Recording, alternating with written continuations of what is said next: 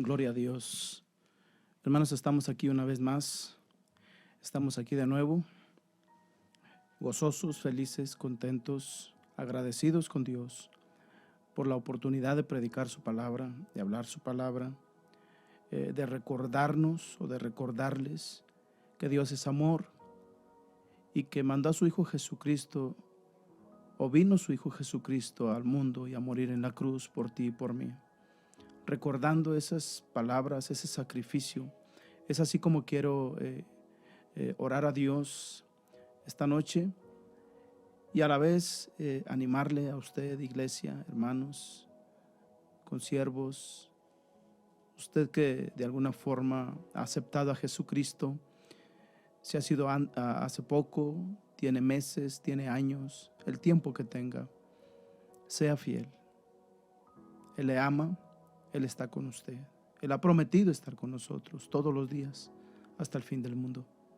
Así que seamos fieles y quisiera que oráramos a Dios, oráramos juntos ahí donde usted está, ¿verdad? Esta noche. Señor Jesucristo, te doy gracias por este momento especial de tu palabra. Ayúdanos, ayúdanos a las personas que han pasado por un dolor en su corazón de un familiar que solamente ha dado un paso más adelante, Señor. Trae consolación, Espíritu Santo, trae consuelo, pues tú eres el consolador. Ruego también, Señor, por tu iglesia, que nos acerquemos, Señor, confiadamente a ti. Y ruego también, Señor, que las personas que caminan en tinieblas, la luz de Cristo les resplandezca hoy a través de tu palabra, en el momento que escuchen este mensaje. Háblales, Señor, para que ellos tengan un cambio de vida, un estilo de vida diferente. Esta noche me pongo en tus manos y que tu voz, Señor, solamente sea la que nos hable, nos ministre y el Espíritu Santo nos dirija. En el nombre de Cristo Jesús te doy gracias. Aleluya. Amén. Gloria a Dios. Hoy a esta hora quiero compartir una palabra que lleva por título ¿Cómo quieres vivir el tiempo que resta? Es una pregunta, repito. ¿Cómo quieres vivir el tiempo que resta? El tiempo que resta es el tiempo de Dios. El tiempo que a usted le resta, solo Dios lo conoce. Usted y yo no lo conocemos. Por eso la pregunta es el tiempo que resta. El tiempo se está acercando, el tiempo se está terminando. Y quiero invitarle para ir a Primera de Pedro, capítulo 4, versículo 2. Aleluya, y dice así: para no vivir el tiempo que resta en la carne conforme a las concupiscencias de los hombres, sino conforme a la voluntad de Dios. ¿Verdad? Yo le pregunto, ¿quiere vivir el último tiempo que resta en la carne o en la voluntad de Dios? Mire, en fin de cuentas, esto se va a acabar pronto. Pronto se va a acabar. Por eso mi oración fue, Señor, aquellos que ya se nos adelantaron, dieron un paso adelante, por los que murieron en Cristo. Y cuando digo los que murieron en Cristo, estoy ahora mismo compartiendo para que usted le hable a las personas. Mire, lamentablemente está sucediendo una cosa terrible, tremenda, ¿verdad? En las cuales los familiares a veces ya no alcanzan a despedirse. Escuche la palabra, hable con su familia, trátense bien, llévense bien, lo mejor posible. Y todo esto, lo mejor posible, está en Cristo Jesús. Repito, en fin de cuentas, esto se va a acabar pronto. Versículo 1, versículo 5 y versículo 7 hablan de algo poderoso en Primera de Pedro. Dice así el versículo 1: Cristo triunfó sobre la carne porque padeció en la carne también. Hay un triunfo de Cristo. Primer lugar, Cristo tiene triunfo sobre la carne, sobre el pecado. Segunda cosa, versículo 5, el juez está preparado. Ya está preparado el juez. Versículo 7, hay una salvación de por medio. Y eso es importante, iglesia. No descuide su salvación. Hebreos 9:28 dice, para salvar a los que le esperan. Espera. esperan. Romanos capítulo 13, versículo 11 al 14. Mire lo que dice la palabra de Dios. Aleluya. Romanos dice: y esto, conociendo el tiempo que es ya hora de levantarnos del sueño, porque ahora está más cerca de nosotros nuestra salvación que cuando creímos. Versículo 12. La noche está avanzada y se acerca el día. Desechemos pues las obras de las tinieblas y vistámonos de las armas de la luz. Andemos como de día, honestamente, no en glotonerías y borracheras, no en lujurias y lascivias, no en contiendas y envidias, sino vestidos del Señor Jesucristo, y no proveáis para los deseos de la carne. Ahora, versículo 2, voy a regresar otra vez, cuando nos invita y nos motiva a no vivir el tiempo que resta en la carne. Ahora, quiere vivir el tiempo no en la carne, sino en la voluntad de Dios. Y la única manera es tener a Cristo, ¿verdad? Y esto tiene que ver, aleluya, con las concupiscencias. Mire lo que dice el versículo 2, lo hemos leído, el versículo 3, dice: baste ya, versículo 3, baste ya el tiempo pasado para hacer hecho lo que agrada a los gentiles, andando en lascivias, concupiscencias, embriagueces, orgías, disipación y abominables idolatrías. Parecido a Romanos capítulo 13. Ahora, las concupiscencias, ¿qué son las concupiscencias? Las concupiscencias son deseos de bienes materiales, en especial deseo sexual desordenado. Bienes materiales, deseo sexual desordenado. No voy a profundizar esa parte, simple y sencillamente son cosas que nosotros sabemos.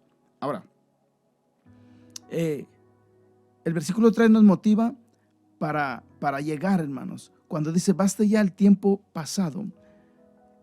Hay un versículo que quiero apoyarme un poquito más, está en 2 de Corintios, capítulo 5, versículo 17. Y dice así: de modo que si alguno está en Cristo, nueva criatura es. Las cosas viejas pasaron, he aquí todas son hechas nuevas. Usted que ya tiene a Cristo, usted que ya aceptó a Cristo, eso ya pasó. Cristo los ha sepultado en la más profunda de la mar, ese pecado. Si usted ya aceptó a Cristo. Y si no ha aceptado a Cristo, esta es una gran bendición. Hay personas que dicen: me siento solo, no hay qué hacer. Ni siquiera Dios me puede perdonar. No, déjeme decirle que Dios le perdona. Por eso mandó a su Hijo Jesucristo, para perdonarte del pecado y ofrecerte vida eterna. Ahora, versículo 3 dice: a los gentiles. ¿Quiénes son los gentiles?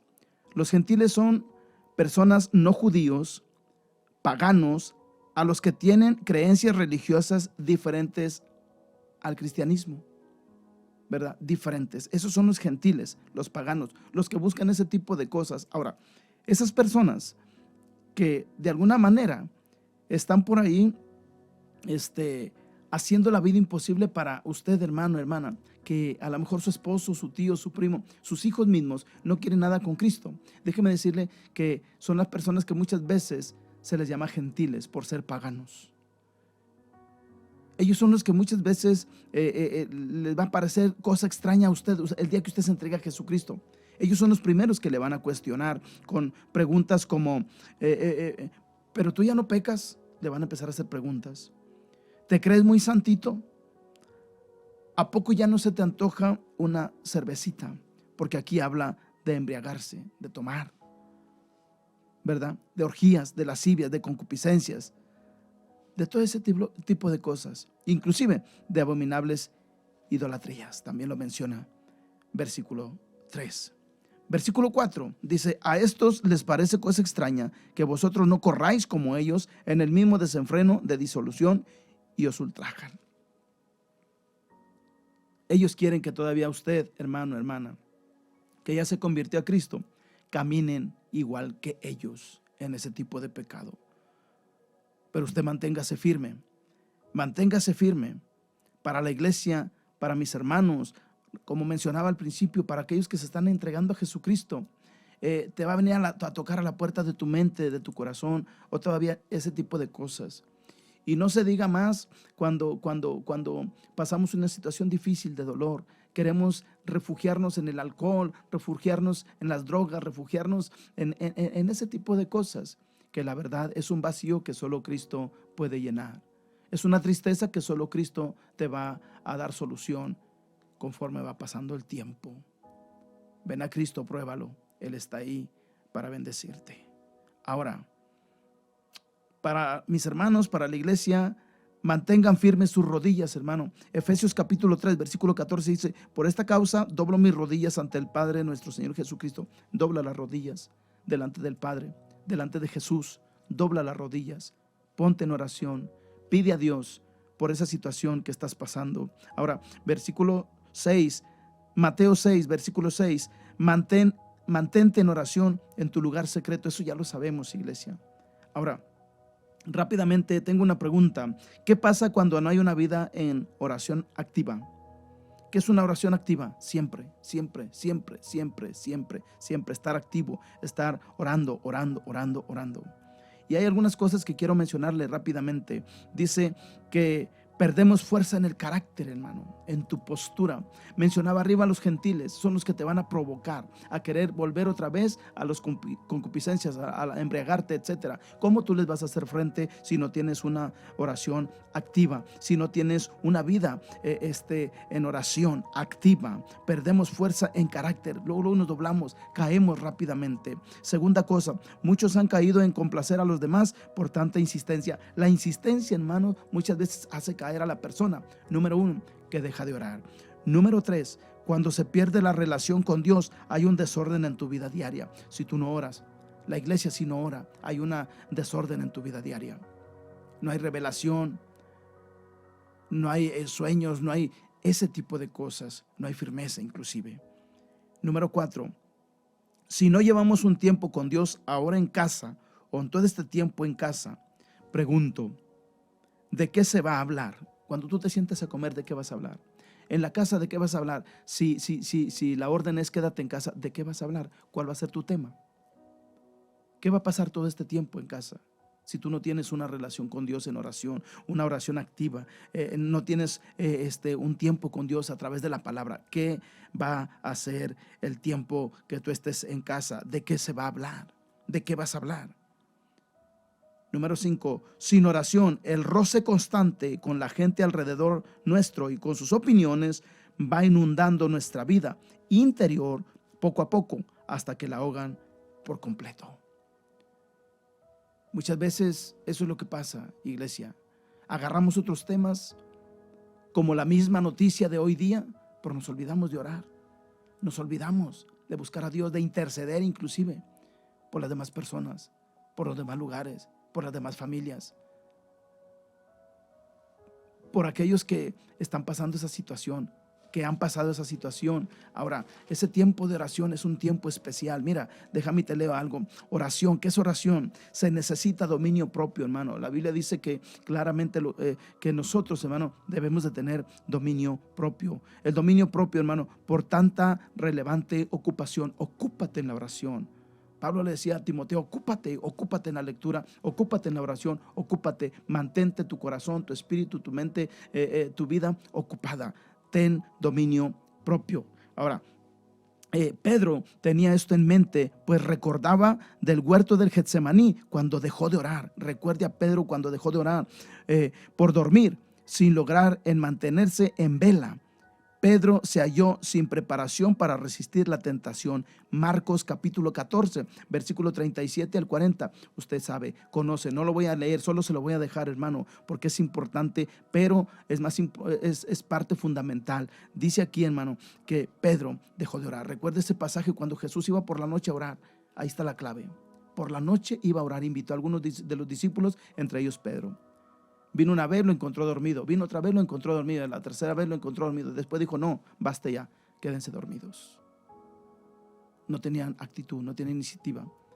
Tal vez estaban cansados, no lo sé, cómo estuviera su condición física, pero estaban dormidos. Ahora, mencioné del dominio propio, porque ¿qué es el dominio propio? El dominio propio es la capacidad que nos permite controlar a nosotros mismos, nuestras emociones, y no que éstas nos controlen a nosotros. Hermano, las emociones, ese tipo de cosas, la carne, muchas veces quiere controlar al espíritu. Hay una lucha, pero dice que la carne se va hacia abajo y el espíritu se va hacia arriba. Ahora, Pedro estaba recordando esto. Cristo le dijo claramente, para que no entres en tentación. El embriagarte, el fumar, las drogas y los deseos carnales, etcétera, etcétera, son tentaciones. ¿Cómo las vas a enfrentar? Si no hay oración, si no hay palabra, si no estás buscando a Dios. Me gusta mucho. Me gusta mucho esta parte cuando Jesús iba por la noche a orar. Pruébalo. Te invito, en las noches, en las madrugadas, cuando estás tú y Dios solos. Es cuando Él te habla, cuando Él te ministra, cuando Él quiere estar a solas contigo. Búscalo en tu aposento, en tu cuarto, ahí donde estés, búscalo y verás. Versículo 5, 1 de Pedro, capítulo 4, versículo 5, dice, el juez está preparado. ¿Por qué? Dice, pero ellos darán cuenta al que está preparado para juzgar a los vivos y a los muertos. Ten ese carácter para hablar con esas personas que te están injuriando, que te están ahí señalando, que te están cuestionando, que te están a duro y duro y duro. Ten este carácter y diles que esta palabra, que el juez está preparado, pero ellos darán cuenta al que está preparado. O sea, se está refiriendo al Señor Jesucristo. Todo eso que tú haces, vas a dar cuentas delante del Señor Jesucristo. Pero habla la palabra. Ten el carácter. Ten el carácter. Ten un espíritu de valentía. Sé valiente. Versículo 6, porque por esto también ha sido predicado el evangelio a los muertos, para que sean juzgados en carne según los hombres, pero vivan en espíritu según Dios. Ahora, el evangelio es predicado a los muertos, para que sean juzgados en la carne. Muertos, hermano, no está muriendo, no está hablando de muerte física, sino los que no tienen a Cristo, los que están en la carne, ¿verdad? Pero vivan en espíritu según Dios, para que vivan la voluntad de Dios. Cristo quiere que mueras al pecado, que tu carne se sujete al espíritu y vivas en la voluntad de Dios. La carne dice que, ¿cómo quieres que te diga el Señor? ¿Apartados de mí, no os conozco? ¿O quieres vivir en la voluntad de Dios? Como le dijo al ladrón que estaba ahí, cuando estaba Jesús crucificado en la cruz. Que le dijo, de cierto, de cierto te digo que hoy estarás conmigo en el paraíso. Escoge, ¿cuál quieres? ¿Quieres vivir en la carne estos últimos días, estos últimos tiempos? ¿Quieres vivir en la carne este tiempo que resta? ¿O quieres vivir haciendo la voluntad de Dios? Versículo 7. Mas el fin de todas las cosas se acerca. Sed pues sobrios y velad en oración. Esto me gusta.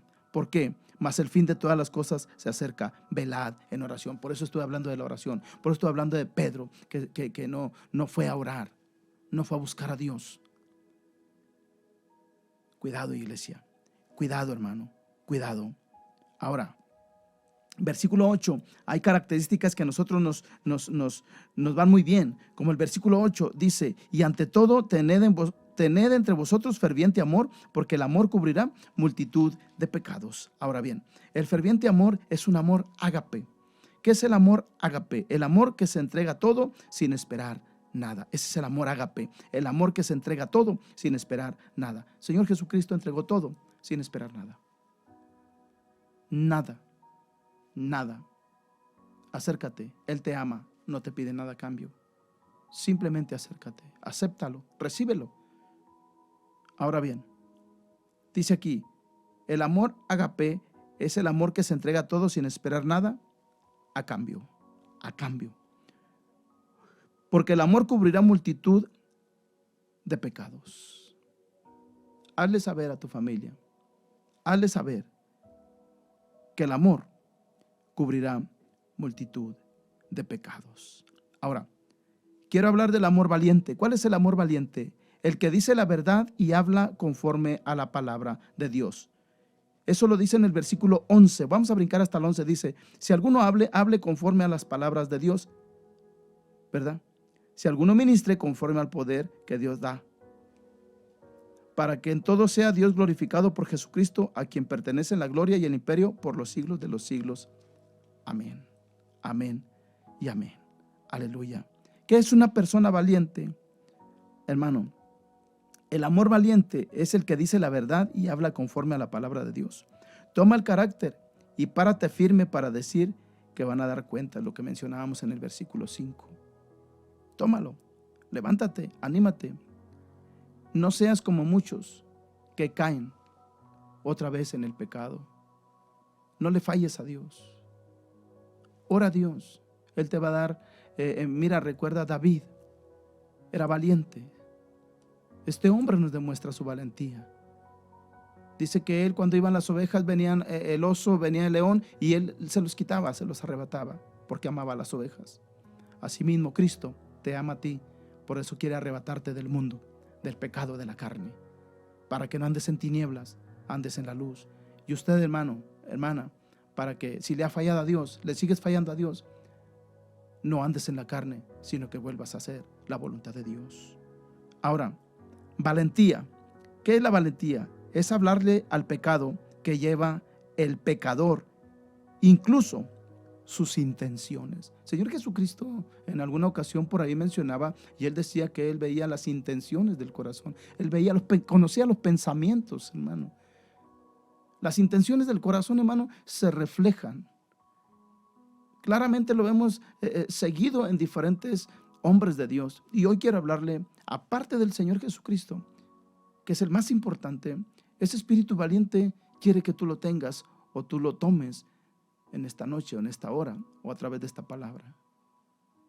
Y te voy a hablar de uno en especial, de un hombre, de un profeta, de hecho, que en el Antiguo Testamento se esforzó, caminó, estuvo al pendiente de su maestro y pidió cosas poderosas, cosas grandes, y se le concedieron. Inmediatamente se reflejó lo que él estaba pidiendo, lo que él, no sé si lo estaba buscando, pero lo estaba pidiendo.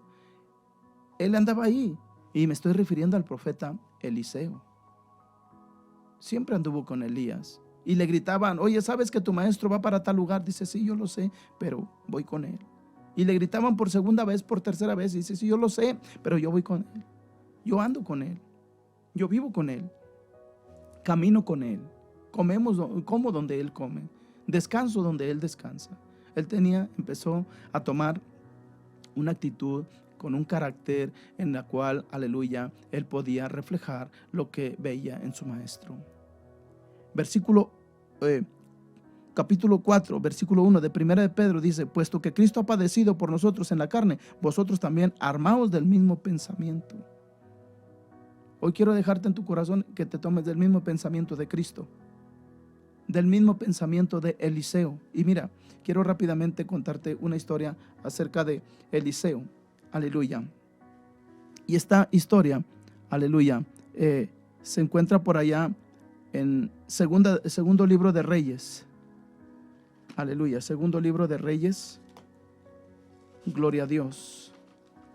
Que tiene que ver con las intenciones de las personas, que tiene que ver con el pecado que ya está arraigado en el corazón para llevarlo a cabo. Y te quiero contar esta historia en la palabra de Dios, aleluya, que se encuentra, repito, en Segunda de Reyes, versículo 8, Segunda de Reyes, capítulo 8, versículo 7 al 15, y habla de personajes como número 1, Eliseo, número 2, Ben-Hadad, número 3, Asael o Hazael. Estos tres personajes son los que están involucrados en esta historia, pero desde luego Dios está involucrado ahí principalmente. Eliseo es el profeta de Dios, Ben-Hadad es el rey de Siria, y Asael o Hazael es el brazo derecho del rey, pues antes fue Naamán el que fue sano de la lepra. Ahora, rápidamente, dice aquí la historia que Eliseo se fue luego a Damasco. A Damasco, hermano, está por allá en Siria. Antes Eliseo había estado allá cuando habían sido sitiados por los sirios precisamente. Y Ben-Hadad quería tomar a Eliseo en aquel tiempo, cuando estaba cerca allá de aquel tiempo con Naamán, hermano. Yo no sé si Eliseo regresó para checar a Naamán cómo estaba su vida espiritual, cómo iba caminando, etcétera. No lo sé. No lo sé si Eliseo, hermano, regresó aleluya, con esa mentalidad acá a Damasco, a Siria, regresó. Pero lo que sí sé es, hermano, lo que dice la historia, lo que dice la palabra. El profeta de Dios fue a Damasco, fue a Siria, hermano. Y se encontró, más bien le fueron a encontrar, hermano, puesto que la historia dice que el rey de Siria estaba enfermo. Y rápidamente el rey da aviso a Asael, su brazo derecho, y le dice: toma presentes y ve y encuentra al varón de Dios. Cuando antes el rey pensaba diferente a Eliseo. Hermano, Ben-Hadad el rey estaba enfermo. Este hombre, Asael, tomó presentes y fue a encontrar al varón de Dios. Y cuando lo encuentra, le hace una pregunta. Le dice en el versículo 9: tomó pues Asael en su mano un presente de entre los bienes de Damasco, 40 camellos cargados, y fue a su encuentro. Y llegando se puso delante de él y dijo: tu hijo Ben-Hadad, rey de Siria, me ha enviado a ti diciendo: sanaré de esta enfermedad. Así le preguntó Asael al profeta. El profeta le contesta: ve, dile, seguramente sanarás. Sin embargo, Jehová me ha mostrado que él morirá ciertamente. Hermano, hasta ahí podemos ver claramente que Eliseo está viendo las intenciones del corazón de Asael. Usted ahorita la va a escuchar en conclusión. ¿Por qué digo esto? Porque tenía un espíritu de discernimiento. Se necesita el espíritu de discernimiento, hermano. Ahora bien, el varón de Dios le miró fijamente y estuvo ahí hasta hacerlo ruborizar. Luego lloró el varón de Dios. Entonces le dijo a Asael: ¿por qué lloras, mi señor? Y él respondió: porque sé el mal que harás a los hijos de Israel. A sus fortalezas pegarás fuego, a sus jóvenes matarás a espada, y estrellarás a sus niños y abrirás el vientre de sus mujeres que están encinta. Asael, enojado, le contesta: ¿qué es tu siervo? Este perro. Así se dice a sí mismo, hermano. Se empiezan a maltratar a sí mismo cuando tú los empiezas a despreciar de esa invitación. Así se empiezan a hablar a sí mismos. Asael así lo dijo: ¿acaso yo soy perro? Oh, gracias a Dios, porque tenemos un hombre valiente llamado aquí Eliseo. Eliseo, hermano, le está profetizando, le está diciendo: ¿sabes qué? Cuando tú llegues allá, no vas a decir completo el mensaje. Inmediatamente la intención de tu corazón, de tu mente, se va a llevar a cabo. Mire lo que dice el versículo, aleluya, versículo 14 y 15. Y Asael se fue y vino a su señor, el cual le dijo: ¿qué te ha dicho Eliseo? Y él respondió: me dijo que seguramente sanarás. La primera parte, que seguramente sanarás, pero no le dijo la segunda con palabras, sino que el versículo 15 dice: y el día siguiente tomó un paño y lo metió en agua y lo puso sobre el rostro de Ben-Hadad, y murió, y reinó Asael en su lugar. Hermano, iglesia, espíritu valiente, ora, levántate, busca a Dios, no desmayes, no te desanimes. Hay personas que te están haciendo la vida imposible. Ponte a orar, háblales de frente, diles que Cristo le ama, ora por ellos, prepárate, hazlo.